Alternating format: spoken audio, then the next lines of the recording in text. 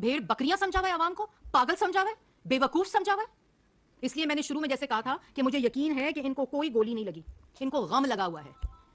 एक लत चुकां ते अनेर पा दे, जे दूजी लत चुकां ते सवेर पा दे वैस की आंख।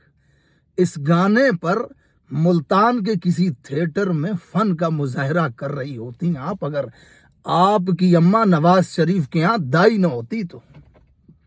ये मैं खुद से नहीं कह रहा भाई, ऑथेंटिक चीज होती है मेरे पास। ऐसा नहीं है इसको पैसे दे के टीवी पे बिठा दिया, उसको डरा के प्रेस कॉन्फ्रेंस करवा ली, ऐसा नहीं है, ऐसा नहीं है।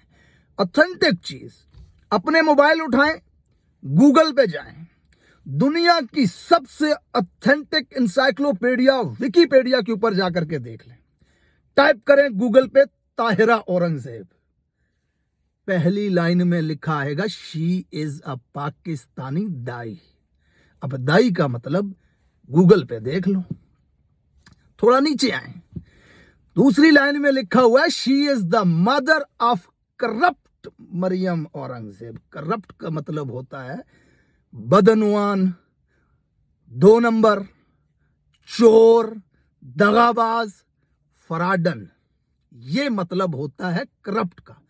दूसरी लाइन में लिखा हुआ है कि she is the mother of corrupt Maryam Aurangzeb. नीचे आपके खानदान की पूरी तारीख अवेलेबल है कि कहां से अस्पताल से आपकी अम्मा की ड्यूटी लगी, फिर कहां से उनको उठा करके मेंबर नेशनल असेंबली बनाया गया।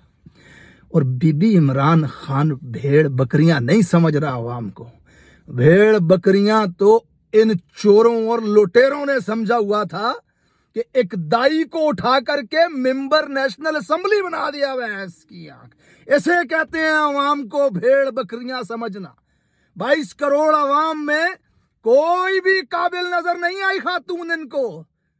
बच्चियों ने पीएचडी कर रखे हैं, साइंसदान बनी बैठी हैं, डॉक्टर्स हैं पाकिस्तान के अंदर, प्रोफेसर्स हैं, इंजीनियर्स हैं। इतनी काबिल खवातीन होने के बावजूद एक दाई को उठा करके 22 करोड़ लोगों की मुस्तकबिल और उनके लिए कानून साजी करने का हक दे दिया गया। इसे कहते हैं अवाम को भेड़ बकरियां समझना। ये इंटरनेट का दौर है बीबी, सोशल मीडिया का।